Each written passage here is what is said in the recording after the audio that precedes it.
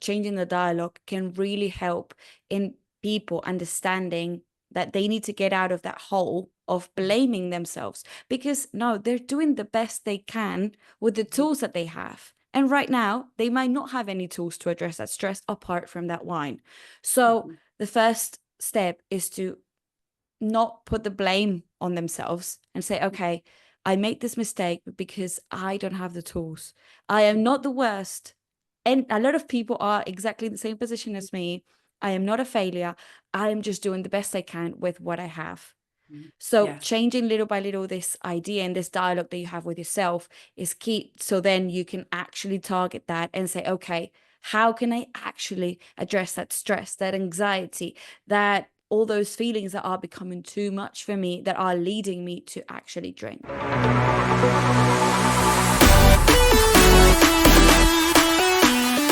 Welcome back to another episode of Rewiring Health. I'm so honored to have Silvia Subriana on the podcast today. So thank you so much for being here. Thank you. I'm very excited to be here too. Yes, this is going to be a topic that I know is going to speak to so many of us, especially when we're working hard. And it's like sometimes you get home and it's like that glass of wine that you reach for that just seems so appealing to like take off the edge. I can't tell you how many people who have said that to me, like, I just need my glass of wine at night, just to take off the edge. But there's so much more that goes into that. And so, what I would love to just start with is, why do so many people reach for alcohol, whether it's all the way to like alcoholism or just like a glass of wine here or there? Why has alcohol become such a coping mechanism for people? There are many reasons for that. The first one is that it's very normalized. You see Mhm, it everywhere. We mhm, see it in like restaurants, everyone, or like most of the tables have a drink on the table. We see it in obviously parties, in bars, in every scenario possible, in barbecues, in even workplaces. Sometimes we have like wine, right? People close deals with wine or with beer or something like that. So it is extremely normalized, and we see it all the time, not only in our real lives but also in movies and series and stuff like that. So we believe that it's just another tool, right? That it's accessible, it's very very accessible, and it's very normalized. And sometimes you're even the weird one if you don't drink. So mhm, it is that level of normalized, right? And that obviously plays a huge role in it, but also it's a very good numbing tool. So we think that we're dealing with our stress, or it's helping us wind down, as you said.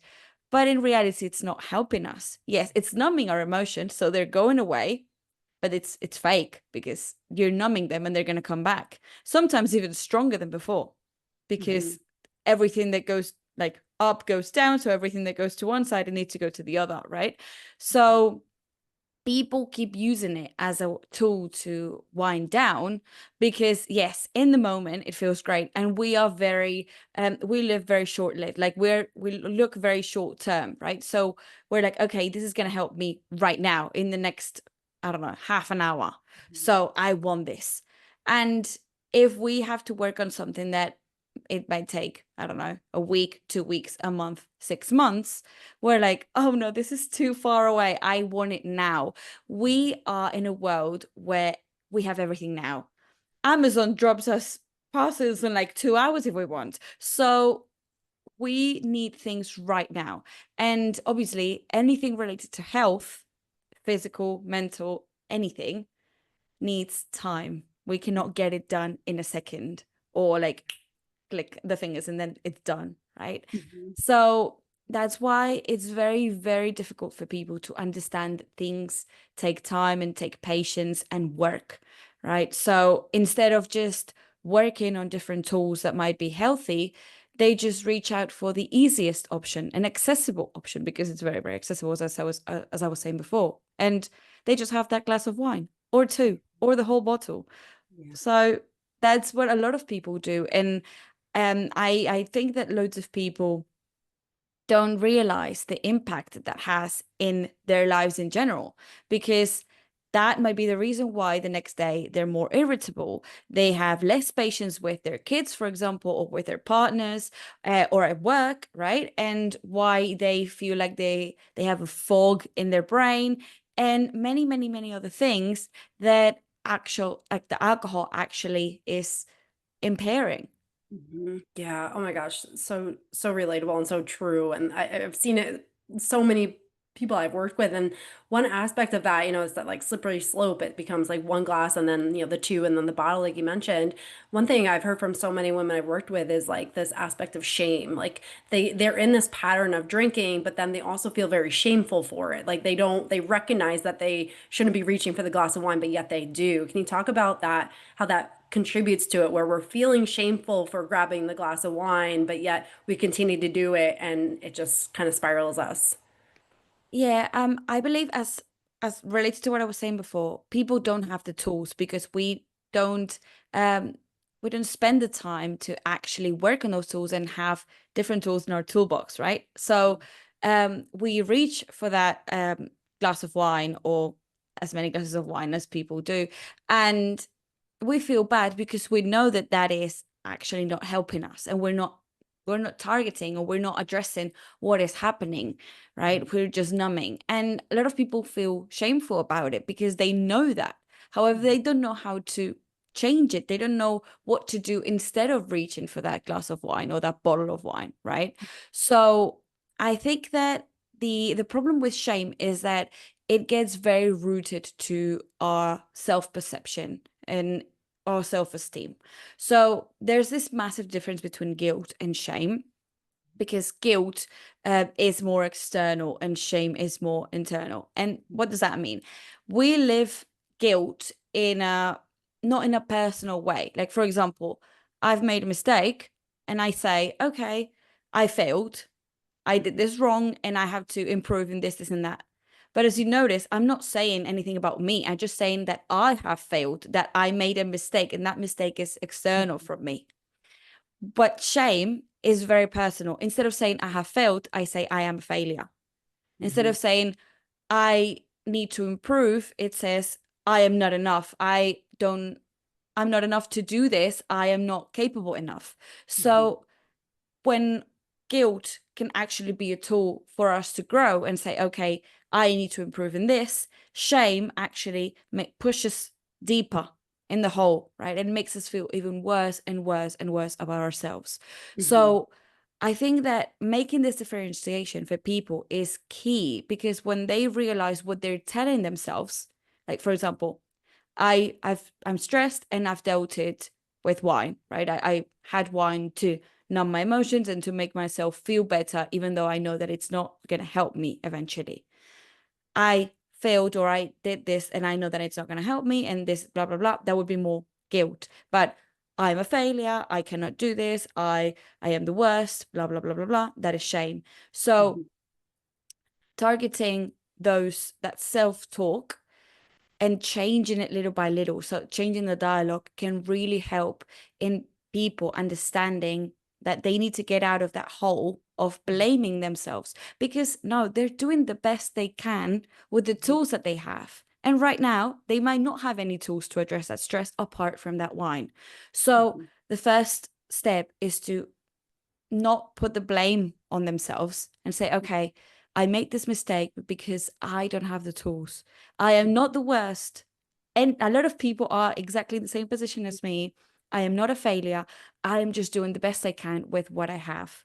Mhm. So Yes. changing little by little this idea and this dialogue that you have with yourself is key. So then you can actually target that and say, okay, how can I actually address that stress, that anxiety, that all those feelings that are becoming too much for me, that are leading me to actually drink?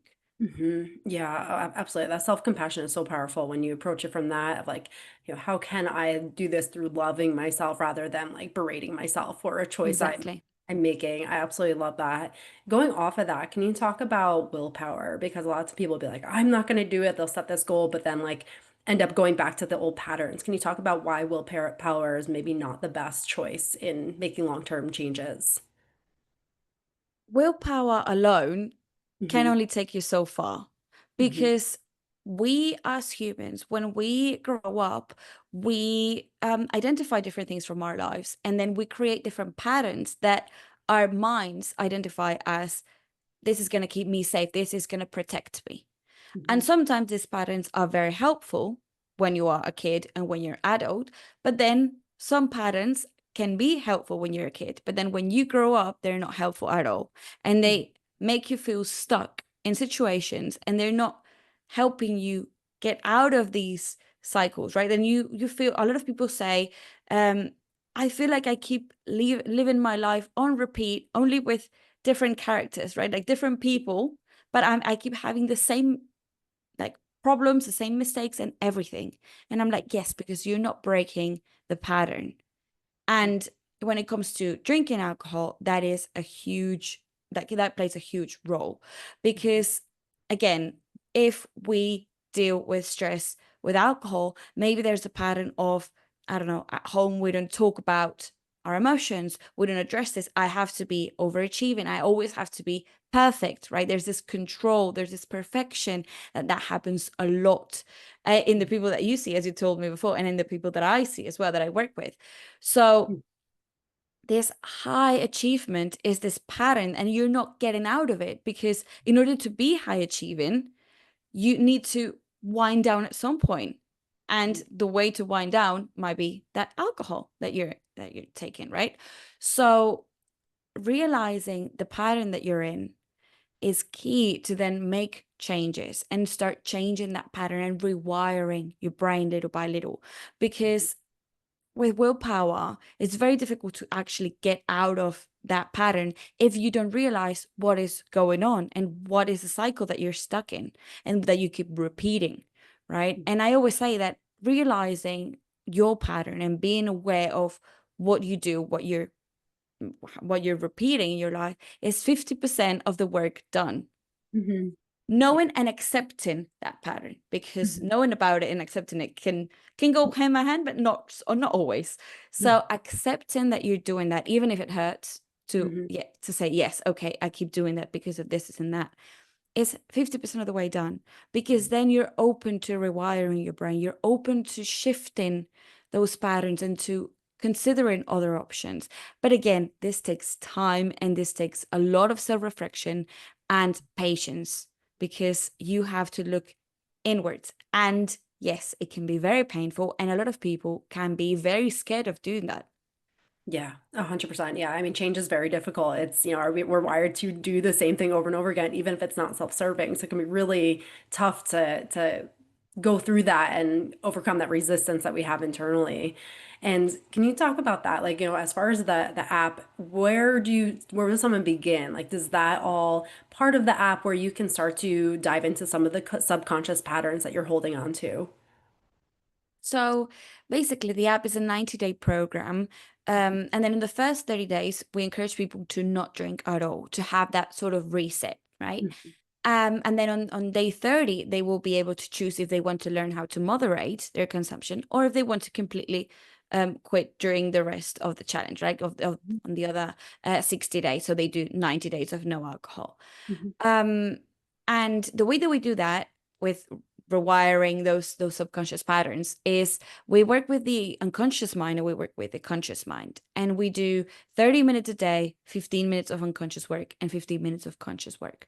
The way that we work with the unconscious mind is through hypnotherapy. And when I talk about this, a lot of people get scared and they're like, oh no, I've seen like very weird things in movies or in theaters where, I don't know, people swing a pen in front of someone's face, they cut their fingers and they start acting like a chicken. That is not it. That is not how it works. So in hypnotherapy, in the type that we do, is a 15-minute audio. So people put headphones in and then they just listen to this voice. So it's very similar to relaxation and meditation, breath work, and stuff like that. So first, you listen to the voice, and it brings you to a deep state of relaxation where all your worries dial down the intensity. But again, you are conscious, you are aware of what's going on. So you never lose that consciousness. And I think that for people that don't like losing control, that is a good thing to say, because yes, you're not going completely numb and not realizing what you're doing. You're actually aware of everything that you're listening to. So in that deep state of relaxation, the difference between meditation and hypnotherapy is that in hypnotherapy, we go into a deep state of suggestion. So instead of associating stress to wine, as we were saying before with that example, your mind starts getting a bit open and knowing or understanding there are more options to that. So next time you're stressed, you might not automatically think about alcohol. Maybe you'll think about calling a friend, or maybe you'll think about going to the gym, or playing with your kids, or baking a cake, or whatever you like doing, right? But it just opens the mind. And yes, you might consider alcohol as well, but it's not that automatic, right? It's not like cause effect, like I have stress, then I need alcohol.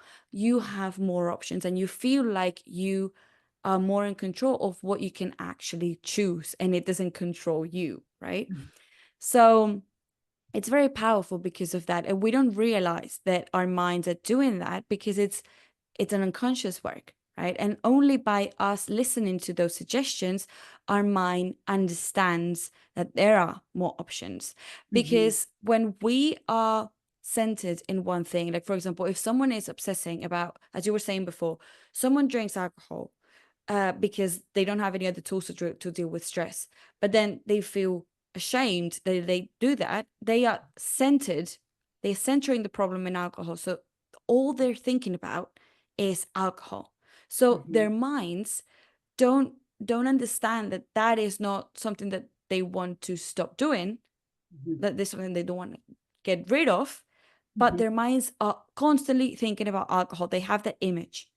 For example, if I say now, think of a yellow taxi, everyone has a yellow taxi in their minds. And if I all the time I keep saying yellow taxi, yellow taxi, yellow taxi, you're going to have that in your mind a lot. Or for example, when you want to buy a new car and then you say, okay, I like this model. Out of nowhere, you start seeing them everywhere. That is because your mind is putting the attention in that. So if we put that attention in alcohol, the only thing that we're going to be thinking of is that alcohol. So going back to hypnotherapy, like dialing down that intensity in our thoughts in alcohol and just bringing more options to the table can be very, very helpful for people to say, okay, I can relax because I have more options. I don't depend on alcohol exclusively to deal with that stress, right? And then we combine this with conscious work, with journaling, with reading, and a little bit of movement, and it's also 15 minutes. And so then people can actually understand their patterns and work in everything that we're working with the unconscious mind that they might not realize that they're working on, right? So in the journaling, for example, we put them in different scenarios and different situations where they have to choose. Everything is correct. Like there's no right or wrong answers. There's just different scenarios or different answers that lead them to different things, so that they can realize what patterns they're using and they're stuck in, so then they can address them as well. Because as we say, knowledge is power. Knowing how you act and your triggers and your patterns and all that can actually lead you to a massive change. Yeah, and so empowering, the power of the mind, when you can start to change those patterns and then you just see life through a different lens. You see yourself through a different lens. It's so amazing how you can literally transform yourself and in that process become a different person in that. And through that, for someone who's listening and they're like, I have the occasional drink, but I just enjoy it. I find joy in it. I don't know if I'm doing it for stress. Like, can you differentiate or kind of speak to that person? Like, how do we know if this is something that we're using as a coping mechanism and that the stress is bringing it about, or if it's just someone who's like, I just like the taste of alcohol and I just have it occasionally? So something that really works, and I always say to everyone that I help with and that I work with and I help, is stop yourself right before ordering that drink and think, why? Where is this coming from? Is it coming from me wanting that drink because I am in the mood for a drink and I haven't had a drink in a while?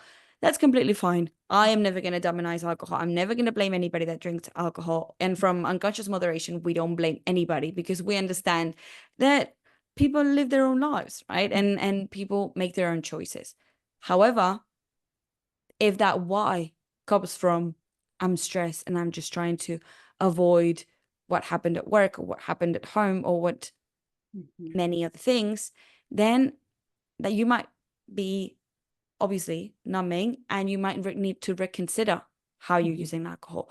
Or if it can be for many other reasons. It doesn't need to be that deep. Sometimes we just want to feel included because everyone around us has alcohol in their hand. Like they have a glass of wine or they have, I don't know, a cocktail or something like that. And we just want to feel included because we don't want to be the weird ones. Oh, or sometimes there's just, I don't know, you're in a hot day and you just want something refreshing and you want that, I don't know, mojito, So there are many, many, many reasons why, and they don't need to be that deep. Like I am dealing with, I don't know, a situation that is very, very hurtful and I'm using alcohol to distract me from it. It can be very, very easy as I just want something refreshing. But then when people actually realize the reason why they're having that craving, most of the times they realize that it's not because they're just in the mood for that specific drink. They just want something else. And when they change that, or when they address that, and they, for example, if I want something refreshing, I say, okay, instead of having a mojito, and have a virgin mojito. And then a lot of people say, I actually just wanted that freshness, right? Or I actually just wanted to feel included. But if I have a mocktail in a fancy glass, then I already feel included. Right. So there are many, many options out there that I always encourage people to try, because again, a lot of people don't want to have the talk of why are you drinking? Why are you not drinking? Why this? Are you sick? Are you pregnant? Especially for women, we are bombarded with these questions, and it is very annoying because sometimes you don't want to talk about it. You just want people to leave you alone. Especially when you're surrounded by people that are not probably your closest friends, because with your closest friends, maybe you can talk about this, but with random people or with, like, I don't know, co-workers or stuff like that, like you just don't want to talk to them about it. So having that alternative that is non-alcoholic, but that can make you feel included, might actually solve all the issue. And you are just happy, and it's giving you exactly what you need, which is that feeling of being included, that freshness, and many, many different things that you might be craving. Yeah, and it's so nice that there are so many more options, because it is like those assumptions that other people make and the explanations, and it becomes this like such an effort sometimes just when you're making a healthier choice for yourself. But yeah, there is something around alcohol where you always have to explain yourself if you're not the one drinking, which is it's so societally driven. It's crazy. Yeah. And can you talk about, like, for someone who, maybe used alcohol as a coping mechanism, dealt with stress with that, and then they went through that 30 days even without alcohol. Can you talk about their experience from like what they were experiencing mentally and emotionally to after 30 days without alcohol, any changes that they experienced mentally and emotionally? So the reason why we say 30 days, it's because there are many challenges out there, like Dry January, Sober October, where people stop drinking for 30 days. And they have been proven to be very effective because they give a reset to the body. The body resets and says, okay, I can actually have a healthier sleep pattern. I can concentrate better. My blood, like the blood pressure goes down, and many, many different things in your body start working better. So those 30 days can actually feel really good for someone that is drinking quite frequently. So that's why from our program, we wanted to focus on that, because we wanted to give people that break and say, okay, if you're going to moderate, if you're going to keep drinking, at least give yourself this break, because we know that it's effective. It's been proven many times by many scientists. So give yourself this break, and giving yourself a 30-day break from time to time is very, very effective. Because again, they're going to start probably on the first week or maybe 2 weeks, depending on the person, their symptoms might become worse because they are used to having that glass of wine when they're stressed, or having that cocktail or that, I don't know, whiskey or whatever when they cannot fall asleep, or many, many different things, right? But so on the first days, the body is used to that, so it's gonna crave that. But then when you go past that, your body starts saying, okay, I can actually work without these substances. I can actually work even better than I was doing before while I was consuming all this, right? And people really do feel the changes and everything. And that's why when we implement the unconscious mind work, like the hypnotherapy, people see benefits and changes in less than 2 weeks. And as I was saying before, in a very impatient world, 2 weeks is very short term when we talk about mental health and changing habit, changing patterns. That is a very short term goal, right? Again, obviously, you're not gonna get 100% out, like no guilt, no alcohol, no nothing in 14 days. No, but you're gonna start seeing the changes. And something that is very frustrating for people that are in this journey, and maybe they've tried to reduce alcohol in their lives before, but they've always gone back to old habits. Having this shift in only 14 days can be very, very encouraging, because when they tried in the past, maybe they went on this journey for months and they didn't see that shift. They didn't see any improvement. So that's why working with the unconscious mind, realizing on the patterns, like taking accountability of your patterns and working on that, we have seen a lot of people actually say, this really works. I am more excited. Like, I'm excited to continue with this journey because I'm actually seeing the results, right? So obviously, to respond your question in like very summed up, 30 days is always beneficial, but it's not completely beneficial if you are waiting and counting down the days to go back to old habits. It's even more beneficial if you actually put on the work, like the work that we offer, and then you can actually change your habits and work on yourself, so then you can choose better, make better decisions on how you want to spend your time and how you want to live life. Yeah, beautiful. Thank you for sharing that, because again, it's the brain loves evidence. So it like wants that evidence of like, okay, we're seeing the changes. So I love that you shared just within 2 weeks, people are noticing the evidence, and that it's not just about removing something from your life, but it's about that deeper transformation, that the alcohol is not necessarily the problem. It's that coping mechanism for what the deeper problem is. And that once we start to get to the root of it, it may be just a less desire to even have alcohol at that point, because you're fulfilled in a different way. So it's so beautiful to have that complementary practice in there with the removing of the alcohol for that time period. So it's powerful. I can, sugar was always my thing. So I would always go to sugar, and I did that for 90 days. I removed all refined sugar from my like diet and everything. And I can tell you the clarity I had in that, and just felt lighter and just so free. I can really speak on like when you remove some of those things that you always go to in stress, it makes a huge difference. But absolutely love that. And can you talk about as far as like support systems? So for someone who's going through this and they're navigating this, they want more of this in their life, but maybe they're in like friend groups or family groups where this is kind of the norm. Can you talk about the value of finding support or any support that's given in the process? So we are social animals. Like, this is our nature. We are not wired to be alone. Yeah. And I think that there's this sort of idea, especially for women, that we have to be very strong, very independent. We need to be able to do everything, and we don't need no man, and we don't need anybody.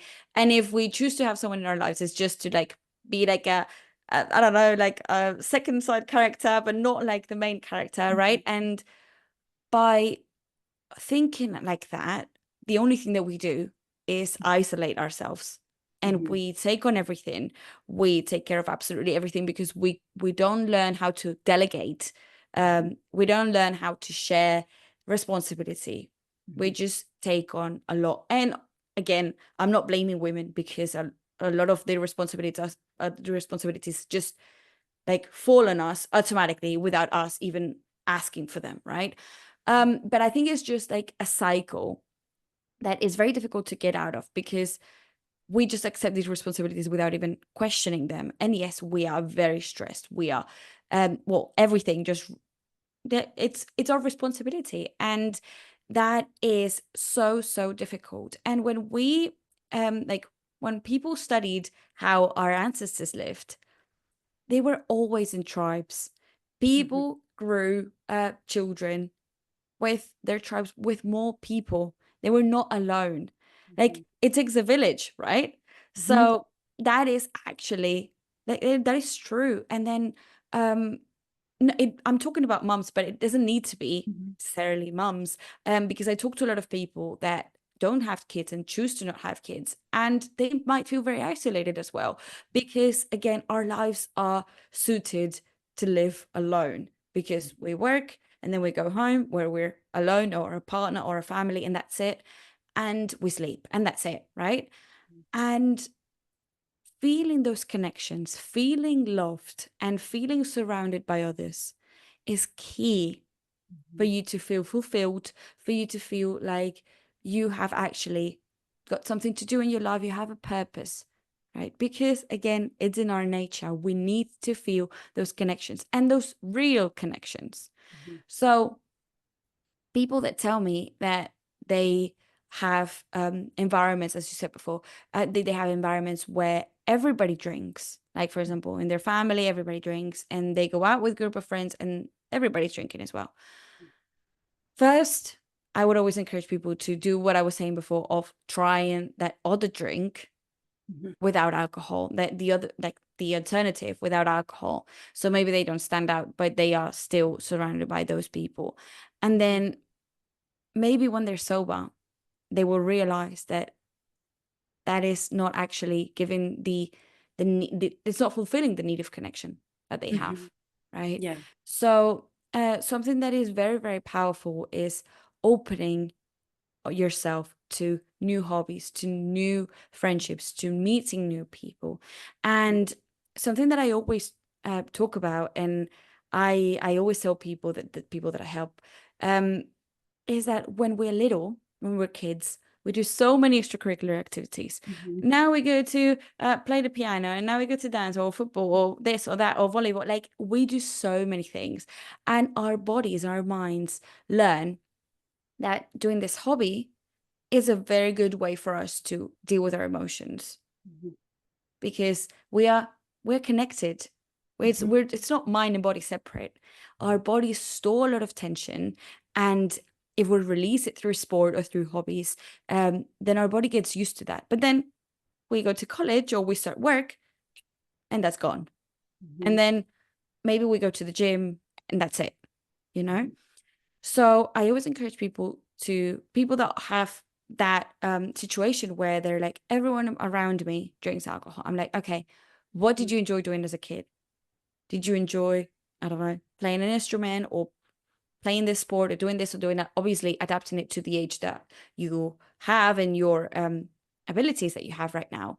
But maybe you can start a new hobby, right? That makes you feel that connected to other people. And that can actually help so, so much, because Mhm. it's a new door, not only to meet new people, but also to connect with your emotions in a different way that you haven't been doing for the past many years, but you Yeah. used to do when you were a kid. Yeah, that creative connection is so powerful, and it's like you're so right. So many of us just get into this adulthood and we just leave ourselves behind, and that's exactly my audience. It's like that self-abandonment. We literally abandon ourselves in the process. We do what everybody thinks we're supposed to do, and we try to meet those expectations. But it's like coming back home to yourself. And I love that you suggest connecting with like what you enjoyed as a child, because that's your true essence. That's what's within you. And it's like we may have forgotten about that person for 20 or 30 years. And it's like, how can we come back home to that person, that little person and within us that we can grow from within? So I absolutely love that suggestion. And it's so powerful to bring that creative aspect and spirit into our lives again. For someone who's listening that they're like, okay, I don't know if like alcohol is, I don't, is the coping mechanism. I kind of feel like it is, and I'm stressed all the time. I don't know what to do. And, can you speak to that person? Like, what's the first step to deciding and choosing themselves and choosing something different in this moment rather than continuing on and maybe investing in themselves in this moment? I will say a very powerful sentence: what you're not changing, you're choosing. Mm-hmm. You're actually choosing not to change. So, yes, it might be very scary for you to take that step, because yes, you don't know what's going to happen when you cross that bridge, right? But if you choose to stay exactly how you are right now, then you're choosing this path as well. Mhm. And you see the consequences now. Yes, you're in control. Yes, you know everything. You control everything around you. But does that make you happy? Does that make you feel fulfilled? Because if you are reconsidering something, it's because maybe you're not comfortable in this position, Mhm. right? So if you don't take that opportunity to actually change, then you're choosing to stay the same. And Mhm. something that I have to remind myself a lot, because it's very, very difficult to think of or to have in mind, at least for me, um, is that the world is constantly changing. We try to control everything, but actually we cannot control not even 1 ounce of it. Like, it's just everything happens, and we think that we can control so many more things that we can actually control. Yeah. So anything can happen. Like, literally, we cannot be here tomorrow. Like, literally anything can happen. And we live on autopilot, and we don't take consequences for our actions and our situations. We don't address them and change them if we are not feeling comfortable. Mhm. So again, we're not changing it, we're choosing. And we just we're just wasting our time, right? I talk to so many people that when they have done this change and they've gone through this path and they've learned how to either moderate or completely stop drinking alcohol, they say, I should have done this 10 years before. Mhm. Like, Yeah. they were just scared of doing this, but now that they've crossed that bridge, they're like, oh my god, this is so much better because I can be more in connection with who I am. Yeah. Right. And yes, it might be painful, it might be difficult. You might need to get out there, meet new people, or not. Maybe you just talk about it with a friend and that friend says, "Oh my God, I've been feeling the same. Can we do it together?" Because Mhm. that happens a lot too. And I Mhm. see it Yeah. people that have and they're scared of sharing it, and then once they share it, they see that people around them are actually feeling exactly the same like they are. Yeah. So I always encourage people to just try, give yourself a chance to try new things, to get out there. And the worst that can happen is that you go back to square one. You go back exactly how you're right now. And Mhm. you're considering it as an option. So Mhm. then just get yourself out there and try different things. There are so many tools out there. And Mhm. for example, the one that we offer in unconscious moderation is very, very powerful. But I always encourage people to keep going. If you Mhm. feel like unconscious moderation has worked, maybe you can complement it with something else in the future, right? Mhm. There are many, many tools out there that are very, very effective, and you just need to find what works for you. So just don't lose hope. Mhm. Beautiful. And that's so true. That statement is so powerful, but it is completely true. And it's just, for anyone who's listening, like you are completely worth being the best version of yourself. And whatever that looks like, allow yourself to have that gift to grow into that and become that, actually unveil that because you are that already, but unveil it and don't allow yourself to be shrouded anymore. And so for someone who wanted to connect with you and check out the app, where can they find you? So the app, they can find it in App Store, Google Play. It's Unconscious Moderation. And if they want to learn a bit more about the program, who's behind it, and well, we have a lot of things explained in the website. Mhm. They can check um.app, so um.app, and yeah, they can find absolutely everything in there. And we also have our Instagram, a app, and they will find us. Amazing. I'll put everything in the show notes. So for anyone listening, definitely check it out. And thank you so much for everything you shared today. Like I said, on this podcast, you never know what seed is going to be planted that may not be immediate, but may grow. And next month, you might be like, I remember that podcast. Like maybe I'll check it out. So you just never know what's going to stick and what will transform your life. So thank you for everything you shared today. Yeah, thank you for having me. I really enjoyed it. Mhm. Absolutely.